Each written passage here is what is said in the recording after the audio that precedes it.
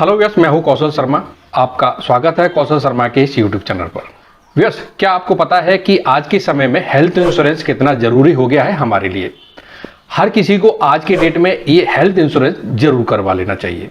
क्या पता कब किसको क्या बीमारी हो जाए, कब स्वास्थ्य खराब हो जाए, क्योंकि एक बार अगर कोई गंभीर बीमारी किसी को हो जाती है तब इसको ठीक करवाने के लिए इतना खर्चा हो जाता है कि आपका सब कुछ बिक जाता है। आपकी सालों की कमाई हुई मेहनत की कमाई एक झटके में खत्म हो जाती है। आज किसी भी बीमारी का इलाज कराना बहुत महंगा हो गया है किसी भी हॉस्पिटल में, इसीलिए लोग आज हेल्थ इंश्योरेंस करवाते हैं। लेकिन ये हेल्थ इंश्योरेंस कंपनियां बहुत सारी दिक्कतें कर रही हैं। लोगों के पास हेल्थ इंश्योरेंस होते हुए भी उन्हें क्लेम नहीं मिल पा रहा है। उनका क्लेम रिजेक्ट हो जाता है छोटी छोटी गलतियों के कारण। तो सोचिए, मुश्किल वक्त में आपको हेल्प की जरूरत ज्यादा हो और तभी आपका क्लेम रद्द हो जाए। तो आज मैं आपको बताऊंगा कि अगर आप हेल्थ इंश्योरेंस ले रहे हैं तो क्या क्या आपको सावधानियां बरतनी होगी, आपकी किन किन गलतियों की वजह से हेल्थ इंश्योरेंस में क्लेम कब और क्यों नहीं मिलता है, किन गलतियों की वजह से आपके पास महंगा हेल्थ इंश्योरेंस होते हुए भी आपको खुद के पैसों से इलाज करवाना पड़ता है। इसके अलावा हम यहां पर आपको कुछ प्रो टिप्स भी बताएंगे जिससे कि आपका हेल्थ इंश्योरेंस का क्लेम रिजेक्ट ना हो। तो इन्हीं सब समस्याओं को खत्म करने के लिए इस वीडियो को पूरा जरूर देखें। वीडियो अच्छा लगे तो इस वीडियो को लाइक करें। चैनल पर पहली बार आए हैं तो इस चैनल को सब्सक्राइब कर लें बेल आइकन के साथ। तो व्यस सबसे पहली सावधानी आपको बरतनी है तो वो है प्री एग्जिस्टिंग डिसीज को उजागर करना। तो अगर आप अपने एजेंट से या फिर अपने एडवाइजर से कोई हेल्थ इंश्योरेंस ले रहे हैं तो सबसे पहले आप उसको अपनी पहले से कोई अगर आपको कोई बीमारी है तो उसे उस बीमारी के बारे में जरूर बताएं।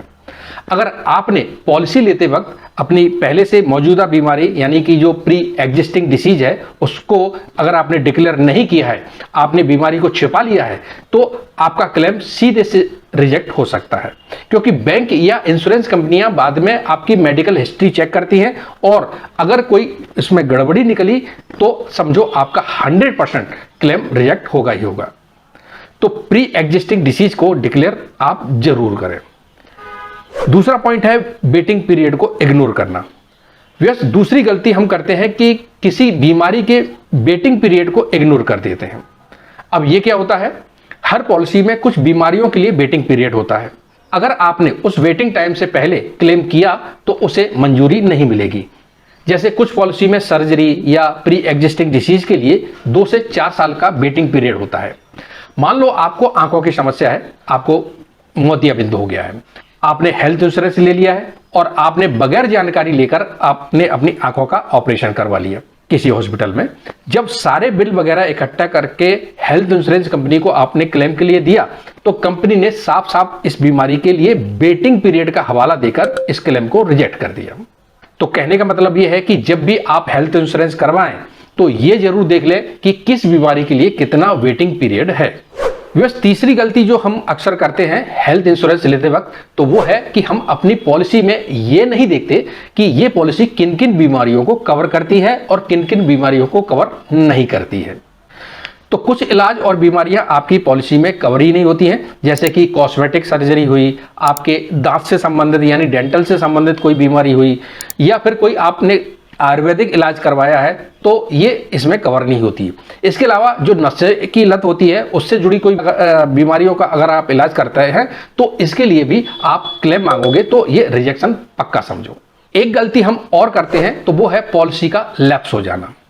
कभी कभी क्या होता है कि हमें पता ही नहीं चलता कि हमने जो हेल्थ इंश्योरेंस करवाया है उसके प्रीमियम भरने की जो डेट है वो निकल गई है। तो अगर आपने प्रीमियम टाइम पर नहीं भरा और आपकी पॉलिसी लैप्स हो गई है तो क्लेम का कोई चांस ही नहीं है। तो हमेशा पॉलिसी को एक्टिव रखें, एक दिन की लेट फीस भी आपके क्लेम पर असर डाल सकती है। अगला पॉइंट है गलत डॉक्यूमेंट्स और इंफॉर्मेशन देना।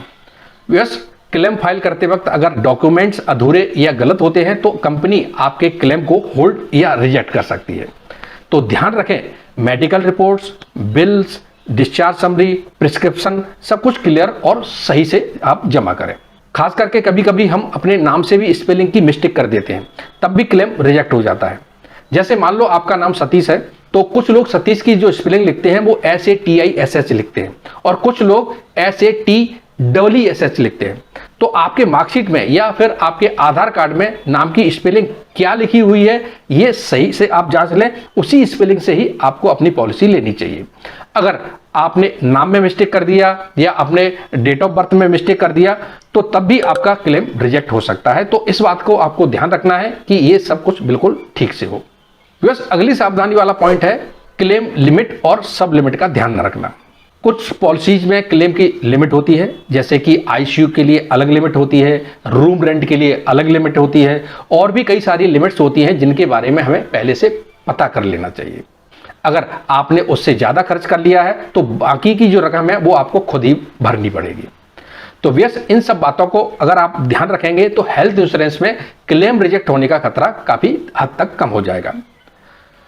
व्यूअर्स, अब मैं आपको बताने वाला हूं कुछ प्रो टिप्स जो आपके हेल्थ इंश्योरेंस क्लेम को जल्दी अप्रूव करवाने में मदद करेंगे। तो इसके लिए पहली प्रो टिप्स है कि आप अपने हॉस्पिटल का नेटवर्क चेक करें। जब भी आप हॉस्पिटल में एडमिट हों तो कोशिश करें कि इंश्योरेंस कंपनी के कैशलेस नेटवर्क हॉस्पिटल में शामिल हो। ऐसे में कोई भी जो पेपर वर्क है वो आसान हो जाता है और आपको पैसे पहले देने की जरूरत नहीं पड़ती है। कैशलेस क्लेम में डॉक्यूमेंटेशन भी कम होता है और क्लेम भी जल्दी अप्रूव हो जाता है। व्यस दूसरी प्रो टिप्स है कि हॉस्पिटल में एडमिशन से पहले कंपनी को सूचना जरूर दें। अगर आपको किसी बीमारी का इलाज करवाना है, जैसे कि कोई सर्जरी करवाना है या फिर कोई और बीमारी आपको हो गई है उसका इलाज आपको करवाना है, तो एडमिशन से 24 से 48 घंटे पहले इंश्योरेंस कंपनी को सूचना जरूर देना चाहिए। और अगर एकदम से कोई इमरजेंसी आ गई है तो एडमिट होने के 24 घंटे के अंदर ही संबंधित पॉलिसी कंपनी को इन्फॉर्म जरूर कर दें। लेट जानकारी देने पर क्लेम रिजेक्शन का जो रिस्क है वो बढ़ जाता है, तो इस बात को आपको ध्यान रखना चाहिए। तीसरी प्रो टिप्स है हर डॉक्यूमेंट की कॉपी खुद रखें। अक्सर क्या होता है कि बीमारी ठीक हो जाने के बाद ज्यादातर जो लोग हैं वो हॉस्पिटल में बिल या रिपोर्ट छोड़ाते हैं। ध्यान रखें कि जो भी हॉस्पिटल में खर्चा हुआ है या फिर कोई डॉक्यूमेंट्स हैं वो हर डॉक्यूमेंट की फोटोकॉपी या स्कैन हमारे पास जरूर होना चाहिए। अगर इंश्योरेंस कंपनी बाद में अगर रीवेरिफिकेशन मांगे तो आपको क्लेम के लिए कोई दिक्कत नहीं होनी चाहिए। अगली प्रो टिप्स है कि हॉस्पिटल डिस्चार्ज समरी को ध्यान से पढ़ें। डिस्चार्ज समरी में अगर बीमारी या इलाज से जुड़ी जानकारी अधूरी या गलत लिखी गई है तो आपका क्लेम अटक सकता है।